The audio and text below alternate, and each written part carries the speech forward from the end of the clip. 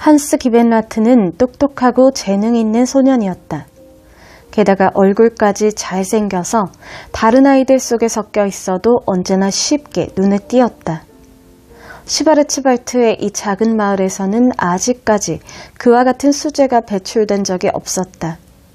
그리고 이 좁은 동네를 떠나 넓은 세상에서 크게 활동력 있는 사람도 지금까지 없었다.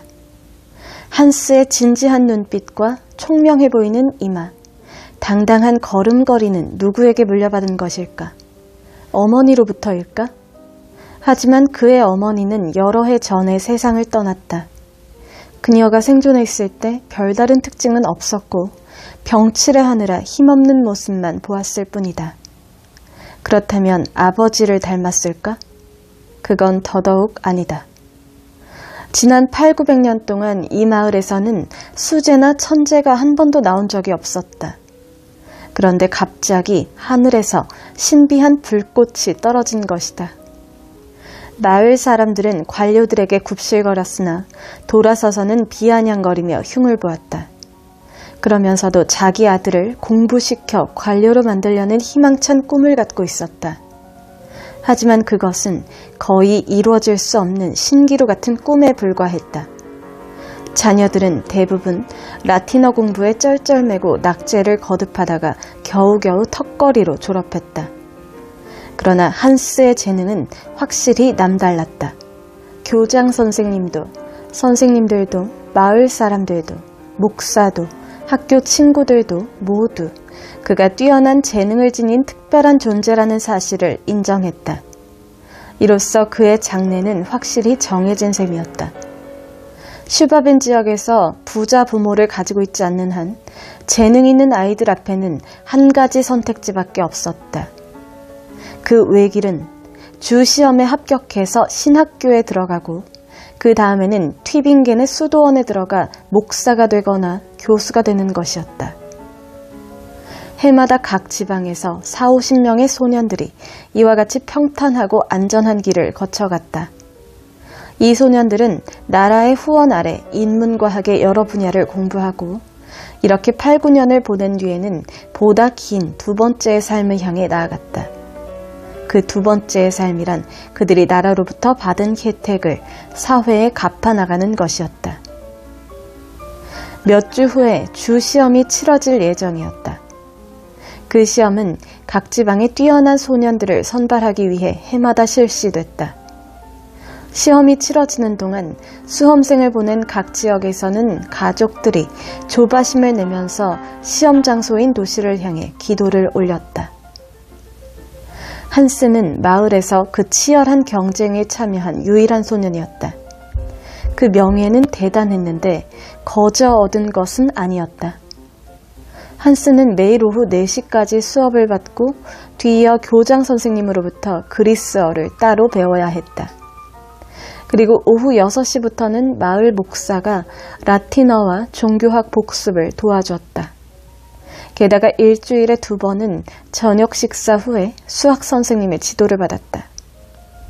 한편 한스는 지나친 공부와 정신적 부담으로 정서가 메마르는 것을 막기 위해 매일 아침 수업 시작 1시간 전에 종교의식에 참석해야 했다.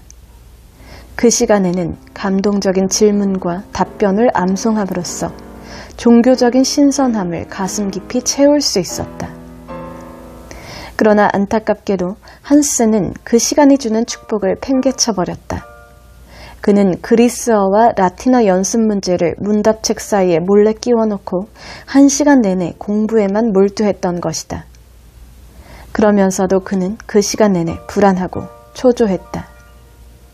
담임 목사가 가까이 다가오거나 자기 이름을 부를 때면 저절로 몸이 움츠러들었다. 그리고 답변을 해야 할 때는 이마에 땀이 흐르고 가슴이 두근거렸다. 그런데도 그의 답변은 정확하고 또렷하여 담임 목사를 흐뭇하게 했다. 한스는 집에 돌아와서도 밤늦도록 등잔불 밑에서 복습과 예습을 했다. 담임 선생님은 한스가 평화로운 가정의 조용한 분위기에서 공부하면 효과적일 거라고 말했다. 그래서 한스는 화요일과 토요일에는 밤 10시까지 공부를 했으며 다른 요일에는 밤 11시나 12시까지, 때로는 더 늦게까지 공부를 하기도 했다. 한스의 아버지는 기름을 많이 쓴다고 투덜거렸지만 속으로는 아들이 열심히 공부하는 것을 자랑스럽게 여겼다. 시험 전 마지막 일주일 동안 한스의 얼굴은 많이 변했다. 부드럽고 귀여운 얼굴에서는 눈동자가 불안한 듯 탁한 빛을 내고 있었고, 고운 이마에 패어있는 가느다란 주름은 정신의 깊이를 드러내 보였다. 그리고 가느다란 팔과 손은 보티첼리를 연상시키는 나른한 우아함으로 축 늘어져 있었다. 마침내 시험 날짜가 다가왔다. 한스는 다음 날 아침 아버지와 함께 슈투트가르트로 가야 했다. 그곳에서 주 시험을 치르고 신학교의 좁은 문을 통과할 자격이 있는지 증명해 보여야 했던 것이다. 한스는 교장 선생님과 작별 인사를 나눴다. 교장 선생님은 여느 때와는 달리 부드러운 표정으로 말했다. 오늘 저녁에는 공부하지 말고 푹 쉬도록 해라. 내일은 맑은 기분으로 슈투트가르트에 가야 한다. 지금부터 1시간 정도만 산책을 하고 일찍 자도록 하렴. 잠을 충분히 자두는 게 좋아. 한스는 교장 선생님으로부터 여러 가지 엄격한 충고를 들을 것이라고 생각하고 잔뜩 긴장하고 있었는데 뜻밖의 다정한 말을 듣게 되자 의아하면서도 마음이 가벼워졌다. 한스는 안도의 숨을 내쉬며 학교에서 나왔다. 커다란 보리수 나무들이 오후의 따가운 햇살 아래 하늘하늘 반짝이고 있었다. 그리고 시장 광장에 있는 2개의 커다란 분수는 물을 뿜으며 출렁이고 있었다. 또 울퉁불퉁한 지붕들 너머로 검푸른 전나무가 숲을 이룬 산들이 가깝게 보였다. 한스는 이 모든 것들을 오랫동안 제대로 보지 못했다는 생각이 들었다. 정말 아름답고 매혹적인 풍경이었다. 그는 머리가 아팠지만 그날은 더 이상 공부를 하지 않아도 됐기 때문에 마음이 가벼웠다. 한스는 시장 광장을 천천히 가로질러 낡은 시청 건물 앞을 지나갔다. 그리고 시장 골목과 대장간을 지나 낡은 다리에 이르렀고 그곳에서 이리저리 서성이다가 다리의 난간에 걸터 앉았다. 그는 지난 몇 달 동안 하루에 4번씩 이 다리를 지나다녔다. 그런데도 다리 근처에 있는 조그만 고딕풍의 교회에는 눈길 한 번 주지 않았다. 또한 강물과 수문, 강둑과 물레방앗간도 눈여겨본 적이 없었다. 풀밭과 버드나무가 우거진 강가도 무관심하게 지나쳤다. 강가에는 가죽 공장이 들어서 있었으며 강물은 고요하게 흐르고 버드나무 가지는 푸른 물결 위에 드리워져 있었다. 한스는 예전에 이곳에서 보냈던 시간들을 떠올려 봤다. 이곳에서 한스는 하루 종일 수영을 하거나 배를 타고 낚시질을 했다. 낚시질. 그것마저도 거의 잊고 지냈다. 지난해 시험 준비 때문에 낚시질을 못하게 됐을 때는 눈물까지 흘렸다. 낚시질을 했던 것은 학창시절 동안 가장 아름다운 추억이었다. 그때 버드나무 그늘 밑으로는 물레방앗간에서 떨어진 물이 잔잔하게 흘렀다. 고요한 수면은 햇빛을 받아 반짝거렸고 낚싯대는 산들바람에 흔들렸다. 물고기가 미끼를 물었을 때 낚싯대를 잡아당기던 순간의 흥분, 세차게 파닥거리는 통통한 물고기를 손에 쥐었을 때의 기쁨. 한스는 그때 은어와 백어, 탐스러운 잉어, 그리고 조그맣고 예쁜 피라미도 낚았다. 한스는 한참 동안 강물을 굽어봤다. 푸른 물결을 보고 있자니 생각이 깊어지면서 슬픔에 젖어들었다. 어린 시절의 아름답고 자유로운 시간들이 멀리 흘러가 버린 것만 같았다. 한스는 밤에 잠을 자면서 무서운 꿈에 시달렸다.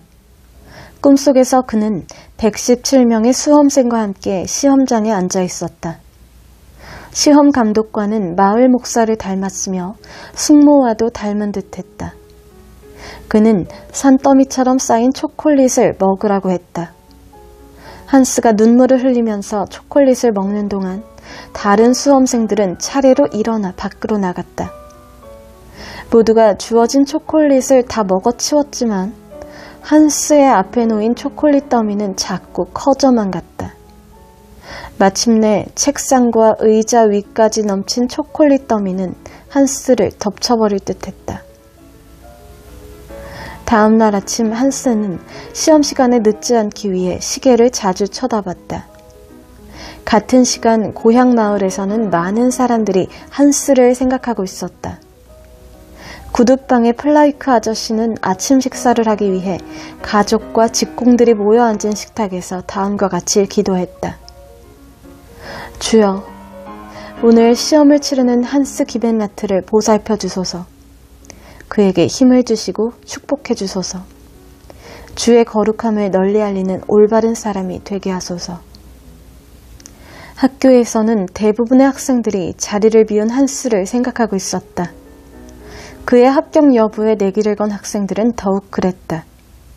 진심 어린 격려는 먼 거리를 넘어 전해지기라도 하는지 한스는 고향 사람들의 따뜻한 기도를 마음 깊이 느끼고 있었다.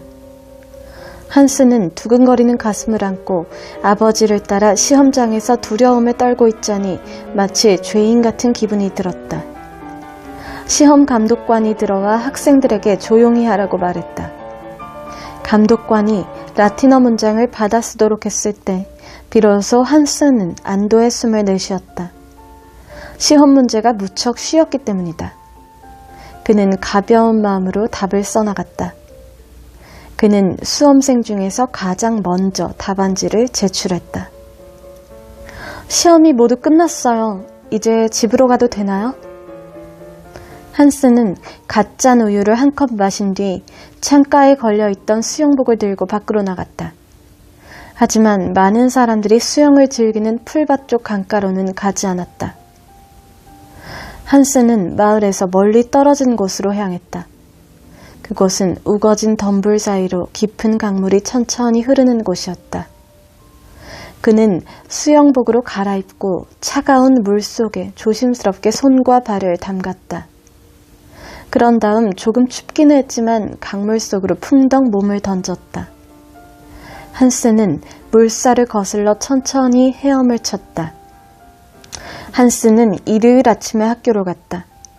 교장 선생님이 한스에게 손을 내밀며 물었다. 잘 있었니, 한스야? 나는 네가 어제 나를 찾아올 거라고 생각했었다. 그래, 시험은 잘 봤니? 한스는 고개를 떨구었다. 그러자 교장 선생님이 다시 물었다.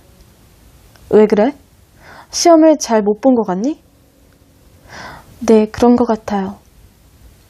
그래도 기다려보자꾸나. 아마 오늘 오전 중으로 슈투트가르트에서 연락이 올 거다. 오전 시간은 길고도 길었으며 슈투트가르트에서는 아무런 소식도 오지 않았다. 한스는 울음이 터질 것 같아서 점심 식사를 제대로 하지 못했다. 오후 2시가 되어 교실로 갔더니 담임 선생님이 와 있었다. 선생님이 큰 소리로 불렀다. 한스 기벤라트. 한스가 앞으로 나가자 선생님이 그에게 손을 내밀며 말했다. 축하한다, 기벤라트. 네가 주시험에 2등으로 합격했단다. 교실은 조용했지만 축하의 분위기가 느껴졌다. 그때 문이 열리고 교장 선생님이 들어오더니 한스에게 말했다. 축하한다. 소감이 어떤지 좀 말해보렴. 한스는 기쁘고 놀라워서 어쩔 줄을 몰랐다. 그러자 교장 선생님이 다시 재촉했다. 무슨 말이든 좀 해보라니까. 한스는 자기도 모르게 이렇게 말했다. 그것만 알았더라면 1등도 할 수 있었을 거예요. 자, 어서 집에 가보거라. 아버지께 이 소식을 알려드려야지. 이제부터 학교에 나오지 않아도 된다. 어차피 일주일 후면 방학이 시작되니까. 교장 선생님의 말씀을 들은 후 한스는 어지럼증을 느끼면서 거리로 나왔다. 길가의 보리수 나무와 햇살이 가득한 시장 광장이 눈에 들어왔다. 예전과 다름없는 모습들이었지만 왠지 더욱 아름답고 의미 있게 보였다. 시험에 합격한 것이다. 그것도 2등으로 말이다. 처음에 벅찬 기쁨이 가라앉고 감사의 마음이 가득 차올랐다. 이제 마을 목사를 피하지 않아도 되고 공부를 계속할 수 있게 된 것이다. 그리고 치즈가게나 사무실에서 일할 걱정은 하지 않아도 되었고 다시 낚시를 하러 갈 수도 있었다. 한스가 집에 돌아오자 아버지가 현관에 서 있다가 물었다. 무슨 소식이 있었니? 아빠, 별거 아니에요. 이제부터 학교에 가지 않아도 돼요. 뭐? 왜? 저는 이제 신학교 학생이니까요. 오, 결국 시험에 합격했구나. 한스는 고개를 끄덕였다. 아버지가 물었다. 성적은 어떻게 나왔니? 2등이래요. 그것은 아버지도 전혀 예상하지 못한 결과였다. 아버지는 말을 잇지 못한 채 한스의 어깨를 다독거렸다. 그리고는 웃음을 터뜨리더니 고개를 흔들며 말했다. 이럴 수가, 장하구나. 정말 장해. 한스는 집 안으로 들어가 계단을 올라간 후 다락방의 문을 열었다. 그리고는 상자와 실을 감은 뭉치, 코르크 등 자신의 낚시 도구를 꺼냈다. 이제 낚싯대만 있으면 됐다. 한스는 아버지에게로 달려가서 물었다. 아버지, 칼 좀 빌려주시겠어요? 칼은 왜? 나뭇가지를 다듬어서 낚싯대를 만들려고요. 그러자 아버지는 환하게 웃는 얼굴로 주머니에서 뭔가를 꺼내면서 말했다. 자, 이마르크다. 이 돈으로 칼을 사려무나. 한 프리트씩에 가지 말고 길 건너 대장간에서 사거라. 한스는 곧장 대장간으로 달려갔다. 대장간 아저씨도 시험 결과에 대해 물었다. 아저씨는 합격 소식을 듣더니 특별히 좋은 칼을 꺼내줬다. 어느 날 저녁 교장 선생님이 한스의 집을 방문했다. 교장 선생님은 기뻐서 어쩔 줄 모르는 한스의 아버지와 인사를 나눈 뒤 한스의 방으로 들어갔다. 한스는 누가복음을 읽고 있었다.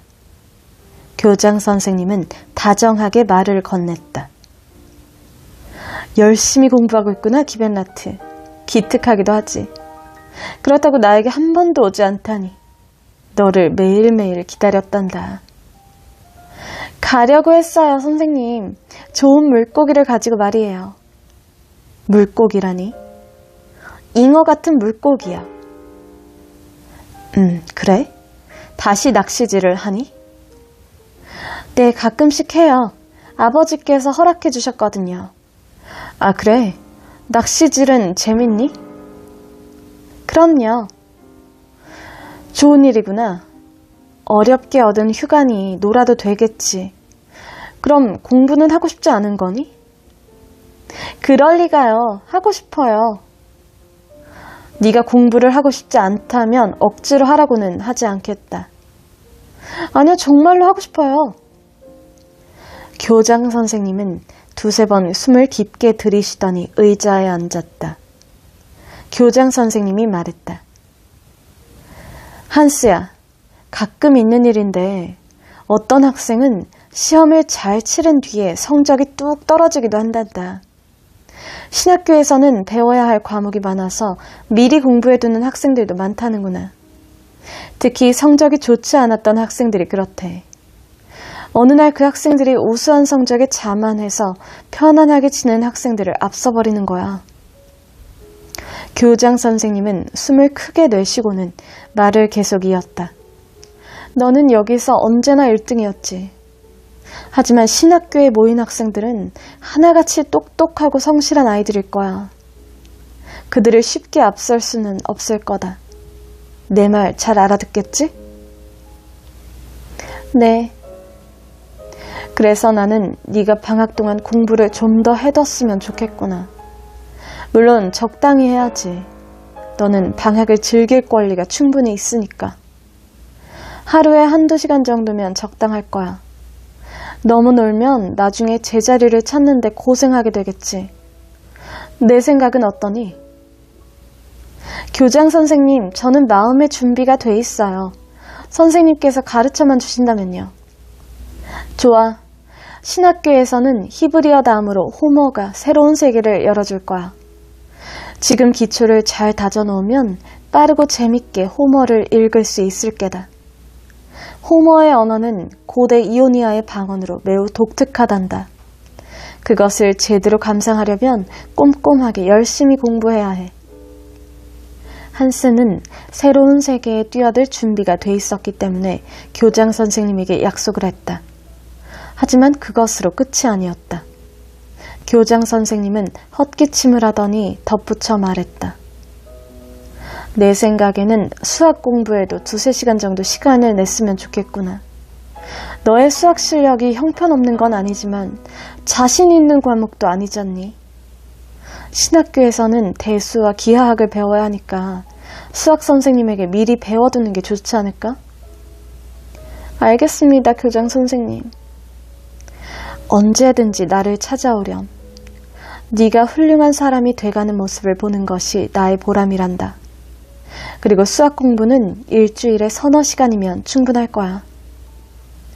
네, 교장 선생님. 다시 공부가 시작됐다. 이제 가끔 낚시질과 산책을 할 때조차도 마음이 편치 않았다. 수학 선생님은 한스의 수영 시간을 공부 시간으로 바꿔 놓았다. 하지만 수학은 아무리 공부해도 흥미가 생기지 않았다. 한낮의 무더위 속에서 수학 선생님의 방에 앉아 후텁지근한 공기를 마시며 A+B, A-B를 외우는 일은 너무나 고통스러웠다. 기분이 언짢은 날이면 무기력하고 답답하고 절망감까지 느꼈다.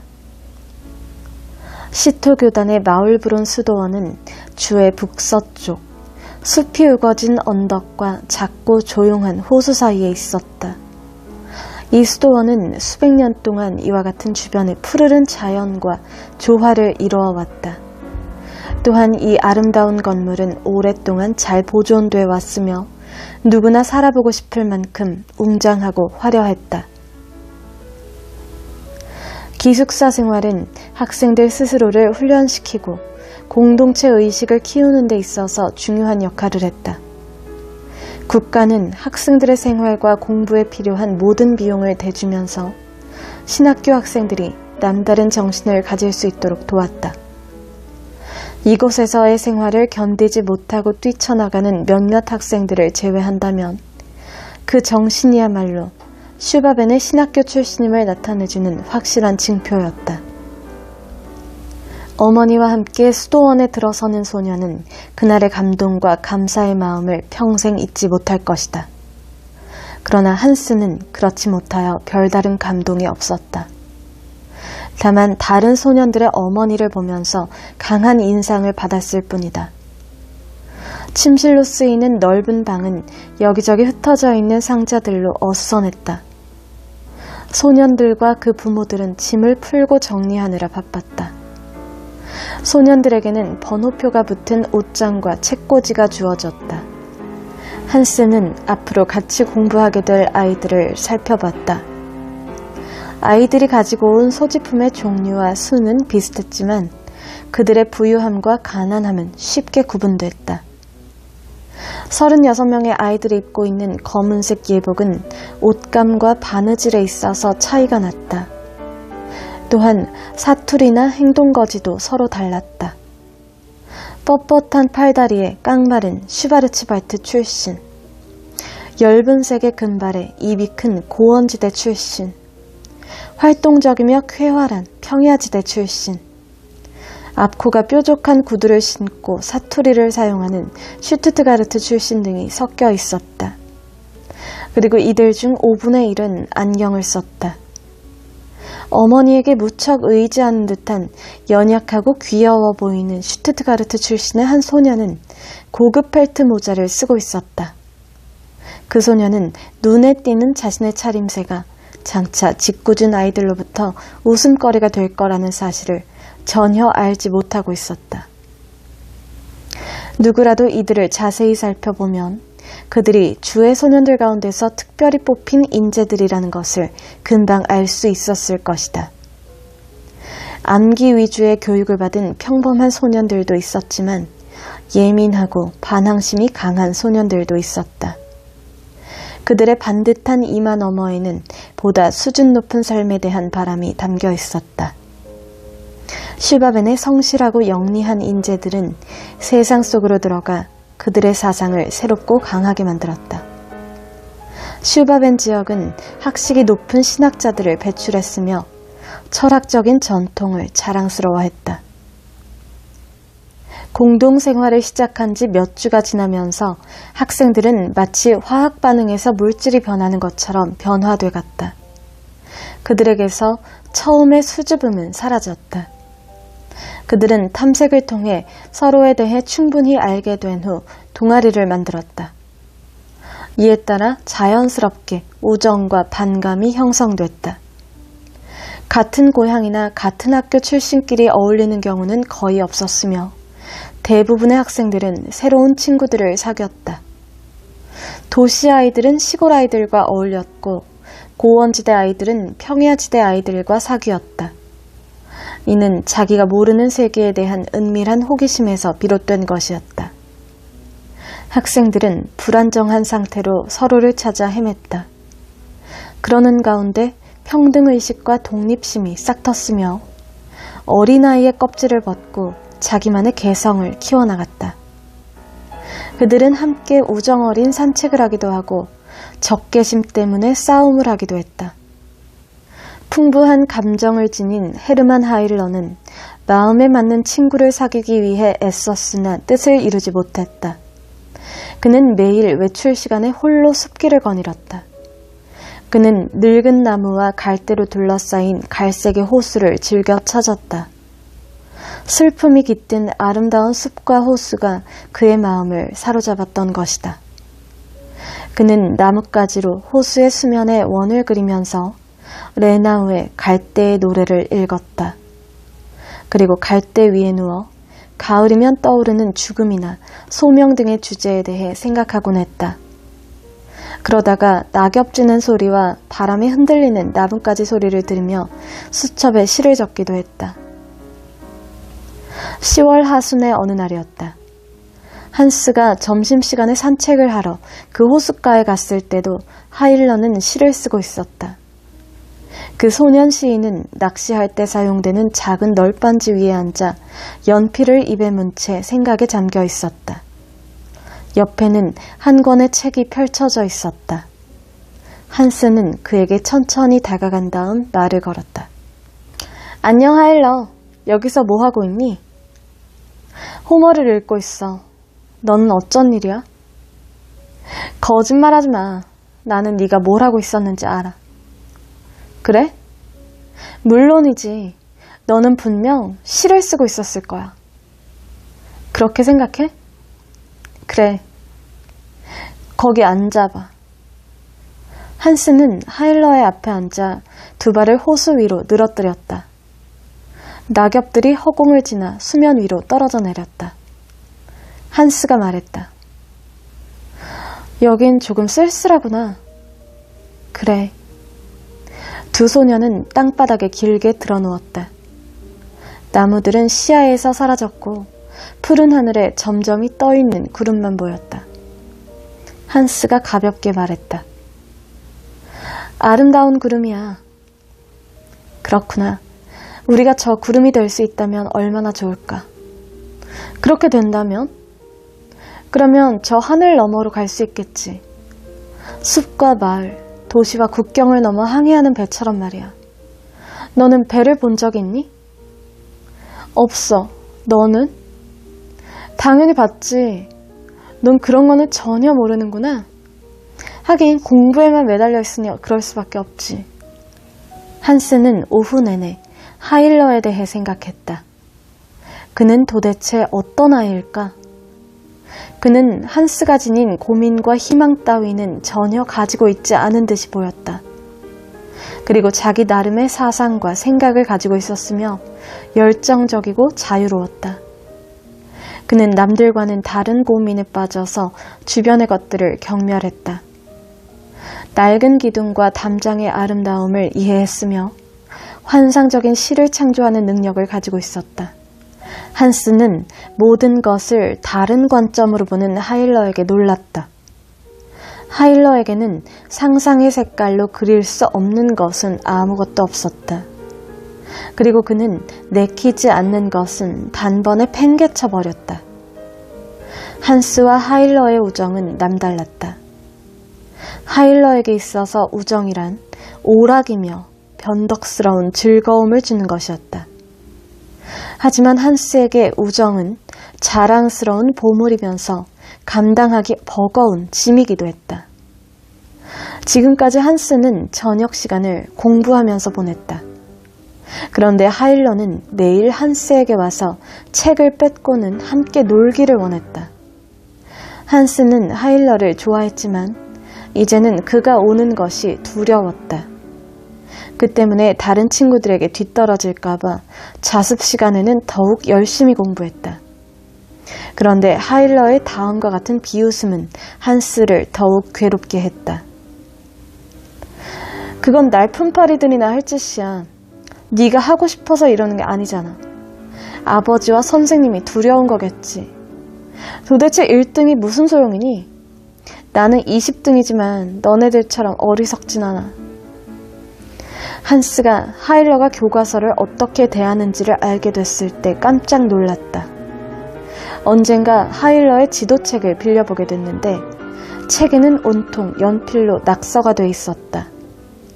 피레네 반도의 서해안에는 괴상한 얼굴이 그려져 있었고 군데군데 잉크 자국과 함께 대담하고 익살스러운 시가 적혀있기도 했다.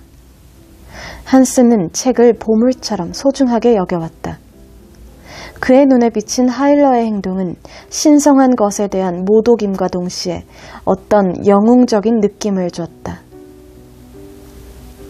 하일러에게 있어서 착한 한스는 장난감이나 애완동물과 같은 존재였는지도 모른다. 한스 자신도 그렇게 느낄 때가 있었다. 하일러는 필요에 의해 한스에게 애정을 보였다. 그는 자기의 속마음을 털어놓을 수 있고 자기의 말에 귀를 기울여줄 누군가를 원했던 것이다.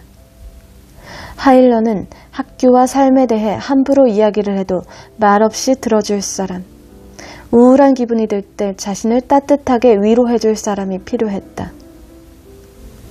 이런 성향을 지닌 사람들이 보통 그러하듯 이 젊은 시인도 우울증에 시달렸다. 어린 시절에서 벗어나려는 시기에 알 수 없는 충동과 열정 때문이었다. 하일러는 병적으로 누군가의 동정과 위로를 받고 싶어 했다. 예전에는 어머니의 사랑이 그 자리를 채워줬다. 그리고 아직 여자들과 사랑을 나눌 만큼 성숙하지 못한 지금은 착한 친구가 유일한 상대였다.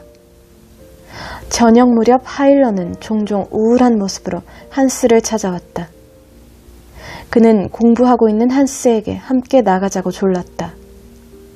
두 소녀는 차가운 침실이나 어두운 예배당에서 나란히 걷거나 추위에 떨면서 창가에 앉아 있었다. 그럴 때면 하일러는 하이네의 시를 읽는 서정적인 소년답게 감상적인 슬픔에 휩싸였다.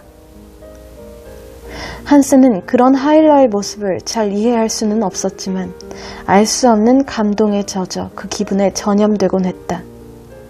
하일러의 감수성은 흐린 날 절정에 달했다. 그런 날이면 그는 슬픔과 근심에 젖어 한스에게 우울한 이야기와 시를 쏟아냈다. 한스는 새롭게 공부에 온 힘을 기울이기 시작했다. 하지만 예전처럼 쉽게 진도가 나가지는 않았다. 남보다 크게 뒤처지지 않으려고 힘겹게 따라갈 뿐이었다. 그는 이렇게 된 것이 우정 때문이라는 것을 잘 알고 있었다. 하지만 그것 때문에 손해를 봤다거나 방해를 받고 있다고는 생각하지 않았다. 오히려 우정은 지금까지 놓쳐온 많은 것들을 채워주는 보물처럼 여겨졌다. 한스는 예전에 메마르고 의무적인 삶과는 비교할 수 없는 따뜻한 삶을 누리면서 사랑에 빠진 연인의 기분을 느꼈다. 의미를 잃은 공부는 지겨웠다. 한스는 끊임없이 절망적인 한숨을 내쉬었다. 하일러는 필요한 부분만을 대충 외워서 자신의 지식으로 만드는 능력이 있었다. 그러나 한스는 그렇지 못했다. 하일러는 틈나는 대로 한스를 불러냈다. 그래서 한스는 아침마다 1시간씩 일찍 일어나 공부에 매달려야 했다. 한스는 마치 적과 싸우듯이 히브리어 문법을 공부했다. 그는 호머와 역사에만 관심을 가졌는데 어둠을 헤쳐나가는 심정으로 호머의 세계를 이해하려고 애썼다. 역사 속의 영웅들은 한스에게 살아있는 듯한 눈빛과 뜨거운 손을 내밀었다. 한스는 그리스어로 된 복음서를 읽을 때도 책 속의 인물들이 눈앞에 선명하게 떠올라 두렵기까지 했다. 특히 예수가 제자들과 함께 배에서 내리는 장면이 그랬다. 예수는 사랑이 가득한 눈길을 보내면서 섬세하고 아름다운 손을 흔들었다. 그리고 파도를 헤치고 나아가는 뱃머리가 눈앞에 불쑥 떠올랐다가 겨울의 입김처럼 사라져갔다. 이처럼 책 속에서 동경하는 인물이나 역사의 한 부분이 튀어나와 생생하게 눈앞에 펼쳐지는 일이 반복됐다. 한스는 그와 같이 불쑥 나타났다가 갑자기 사라지는 현상들을 경험하면서 이상한 느낌에 빠져들었다. 이런 현상들을 경험하면서 이상한 느낌에 빠져들었다. 이런 현상들은 예기치 않은 순간에 나타났다가 붙잡을 새도 없이 사라져버렸다. 한스는 이러한 경험을 하일러에게도 말하지 않고 혼자 간직했다. 한편 하일러는 우울증이 더욱 심해져서 불안하고 예민해져 있었다. 그는 수도원과 선생님, 친구들, 날씨와 생활, 신의 존재 등 모든 것을 비판했다. 때로는 무모한 장난과 싸움을 하기도 했다. 그는 외톨이가 되어 비뚤어진 자부심을 내세우거나 적대감을 가지고 친구들에게 맞섰다. 한스 역시 함께 휩쓸렸다. 두 사람은 친구들로부터 고립되어 외딴 섬처럼 떨어져 있었다. 한스는 시간이 지날수록 주변의 일에 흥미를 잃었다. 한때는 장래가 기대되는 학생이었지만 이제는 교장 선생님으로부터 푸대접을 받았다. 한스는 교장 선생님의 전문 분야인 히브리어에 대해서는 더욱 흥미를 잃어버렸다. 몇 달 동안 대부분의 학생들은 몸과 마음이 변해 있었다. 키가 부쩍 자란 학생들의 팔과 다리는 함께 자라지 못한 옷자락을 비집고 나왔다. 소년의 티를 벗고 어른의 모습으로 변해가는 그들의 표정은 엄숙하고 진지하기까지 했다. 한스 역시 변해 있었다. 몸집은 하일러와 비슷했지만 나이는 더 들어 보였다. 뽀얗던 이마의 가장자리는 윤곽이 뚜렷해졌고 눈은 움푹 들어갔다. 그리고 얼굴은 병든 사람 같아 보였고 팔다리는 앙상하게 말라 있었다. 한스는 성적에 대한 불만이 커질수록 하일러의 영향을 받아 친구들과 더욱 멀어졌다. 그는 이제 모범생도 우등생도 아니었다. 그는 더 이상 친구들을 아래로 굽어볼 수 없었으며 자부심에도 상처를 입었다. 누군가가 그것을 깨닫게 하거나 스스로 그런 기분이 들 때면 괴로워서 견딜 수가 없었다. 그래서 모범생 하르트너와 건방진 오토뱅거와는 여러 차례 싸우기도 했다.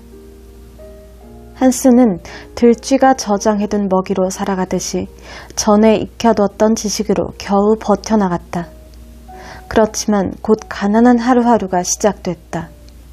잠깐 동안 힘을 쏟아 상황을 바꿔보려고도 했으나 희망을 잃은 한스는 이내 쓴웃음을 짓고 말았다. 한스는 모든 것을 포기했다. 호머와 크세노폰과 수학을 차례로 포기했으며 선생님들의 평가에도 관심을 두지 않았다. 그의 성적은 수에서 미를 거쳐 가까지 곤두박질 쳤다. 그는 매일 두통에 시달렸으며 두통이 잦아들었을 때는 하일러를 생각하거나 몽상에 잠겨 몇 시간을 멍하게 보냈다. 한스는 선생님들이 꾸짖을 때도 실없이 웃을 뿐이었다. 젊은 비드리히 선생님만이 한스의 처량한 웃음을 안타까워하면서 자상하게 대해주었다. 다른 선생님들은 경멸의 눈초리로 한스를 무시했으며 수업이 끝난 뒤에도 교실에 남아 자습을 하도록 한스에게 벌을 주곤 했다. 종종 비꼬는 말투로 이렇게 말하기도 했다. 잠이 들지 않았다면 이 문장을 한번 읽어보겠니? 교장 선생님은 특히 화를 냈다. 그는 자신의 권위에 대해 엄청난 자부심을 갖고 있었다. 그는 위험 있는 자세로 한스를 대했지만 한스는 실없는 웃음만 지어 보였다.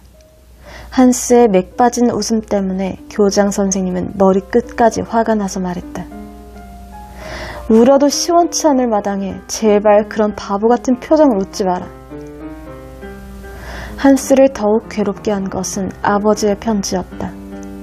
교장 선생님의 편지를 받고 깜짝 놀란 아버지는 아들을 설득하기 위해 애원의 편지를 보냈다. 아버지의 편지는 온갖 격려의 말과 함께 도덕적인 분노의 표현으로 가득했다. 눈물겨운 아버지의 호소는 한스의 마음을 아프게 했다.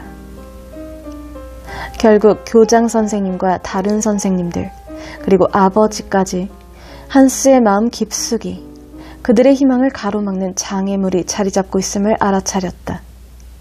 그들은 억지로라도 이 그릇된 마음을 바로잡아야겠다고 생각했다.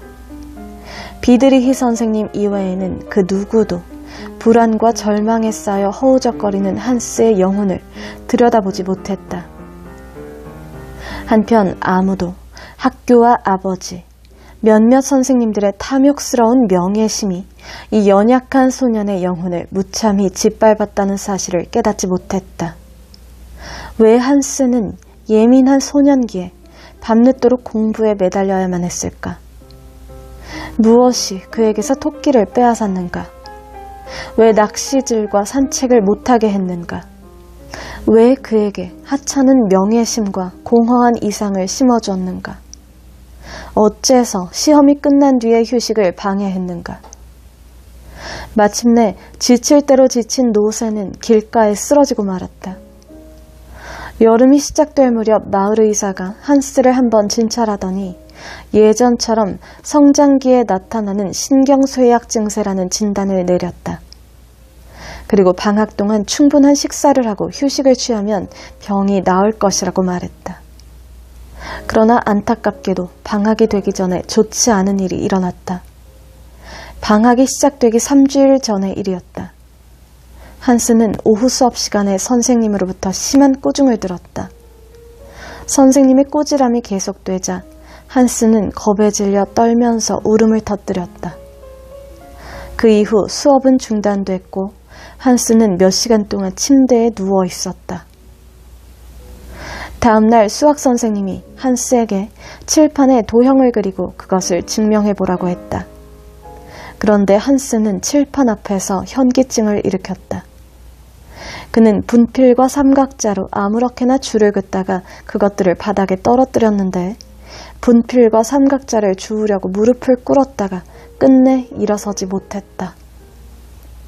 마을 의사와 교장 선생님은 한스의 아버지에게 쓴 편지를 한스의 외투주머니에 넣어서 그를 집으로 돌려보냈다.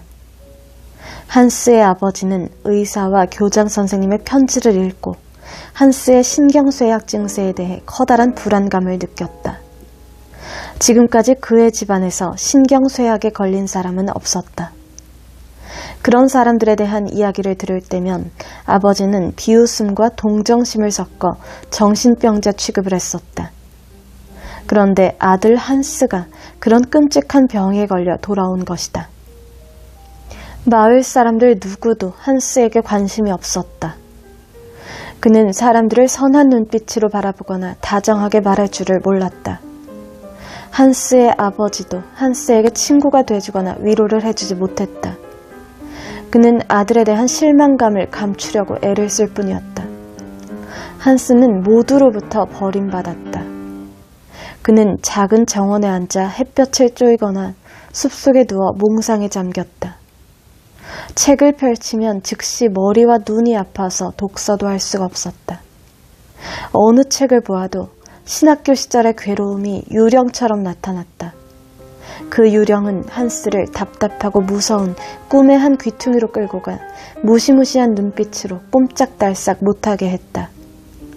이처럼 고통과 외로움의 세계에 갇혀버린 한스에게 위로의 손짓을 보내는 것이 있었다.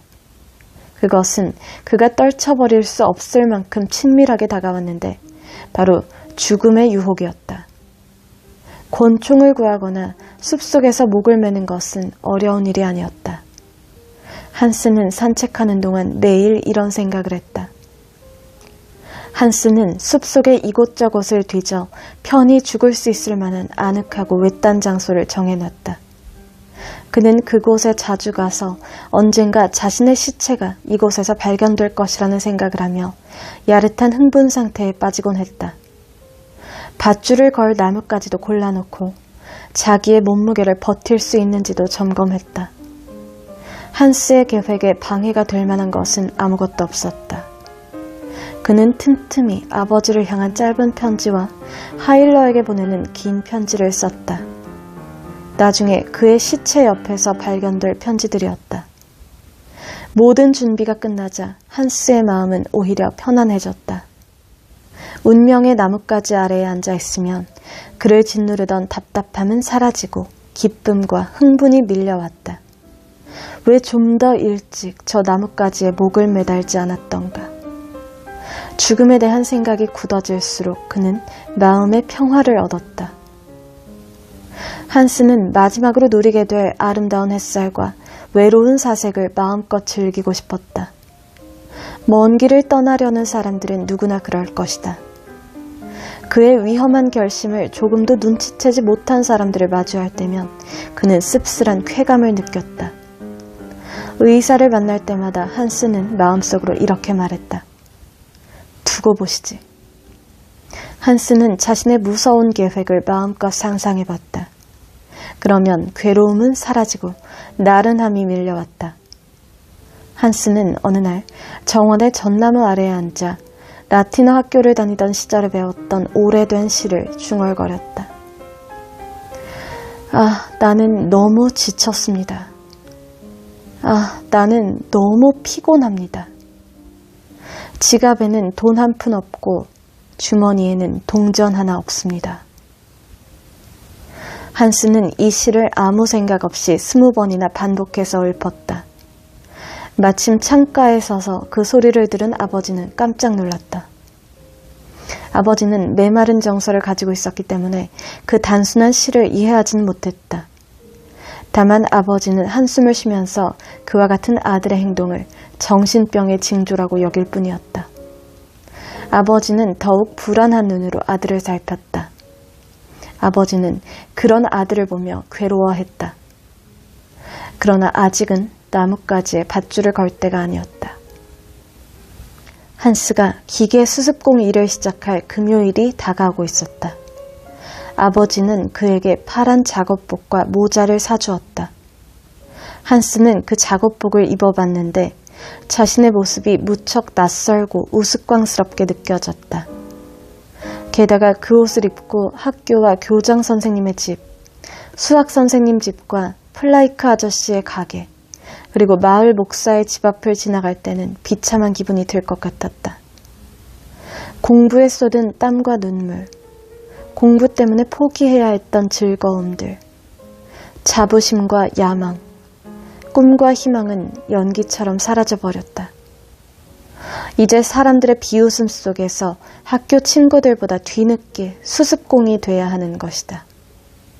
하일러가 이 사실을 안다면 무슨 말을 할까? 시간이 지나자 한스는 파란 작업복에 익숙해졌다. 심지어 그 옷을 입게 될 금요일이 기다려지기도 했다. 그리고 그의 앞에 펼쳐질 새로운 일들이 기대되기도 했다. 하지만 이런 생각은 잠시뿐이었다. 한스의 손에 작은 술잔이 쥐어졌다. 반쯤은 엎지르고 나머지는 한 입에 털어넣었다.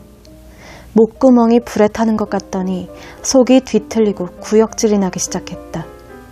그는 비틀거리면서 계단을 내려와 거리로 나섰다.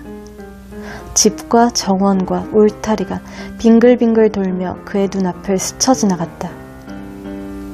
한스는 사과나무 아래 풀밭에 드러누웠다. 불쾌함과 불안감, 복잡한 생각들이 밀려왔고 자신이 타락한 듯한 기분이 들었다. 어떻게 집으로 가야 할지, 아버지에게는 무슨 말을 해야 할지, 내일 일은 어떻게 될 것인지 등의 생각이 그를 비참하게 만들었다. 한스는 영원히 쉬고만 싶었다. 눈과 머리가 아팠고 걸을 힘은 조금도 남아있지 않았다. 그러다가 문득 술집에서의 흥겨움이 되살아났다. 한스는 얼굴을 찌푸린 채 노래를 흥얼거렸다. 오, 내 사랑 아우구스틴, 아우구스틴이여. 내 사랑 아우구스틴, 모든 게 끝나버렸구나. 한스는 노래를 마치기도 전에 가슴이 아파왔다. 아련한 추억이 괴로운 자책감과 함께 그를 애웠었다. 그는 소리내어 흐느끼면서 풀밭을 뒹굴었다. 약 1시간이 지난 후 날이 어두워졌다. 한스는 자리에서 일어나 비틀거리는 걸음으로 언덕을 내려갔다. 한스의 아버지는 저녁 식사 시간까지도 아들이 돌아오지 않자 혼자서 욕을 해댔다. 그러나 밤 9시가 됐는데도 한스는 돌아오지 않았다. 아버지는 오랫동안 사용하지 않은 등나무 회초리를 꺼내면서 중얼거렸다. 이놈이 이제 매를 맞지 않을 만큼 컸다고 여기는 모양이군. 오기만 해봐라. 따끔한 맛을 보여줄 테니. 밤 10시가 되자 아버지는 현관문을 잠그면서 다시 중얼거렸다. 밤새 쏟아질 거라면 어디 한번 해보라지. 잘 곳이라도 있는 모양이군. 하지만 아버지는 잠을 잘 수가 없었다. 화를 내면서도 아들이 현관문 손잡이를 돌리면서 초인종을 누르기를 기다리고 있었다. 아버지는 화를 참지 못하고 이렇게 중얼거리기도 했다. 함부로 돌아다니는 놈은 혼쭐이 나야 해. 틀림없이 술에 취했을 거야. 한심한 놈. 뼈마디가 으스러지도록 매를 맞아야 해. 그러나 아버지도 결국은 잠이 들고 말았다. 그 시각 아버지의 화를 돋우던 한스는 싸늘한 시체가 되어 어두운 강물을 따라 골짜기 아래로 떠내려가고 있었다. 한스는 구역질과 수치심, 괴로움으로부터도 벗어났다. 어둠 속을 흘러가는 한스의 야윈 몸 위로 가을밤의 차가운 달빛이 비치고 있었다. 시커먼 강물은 그의 손과 머리와 창백한 입술을 어루만져 줬다.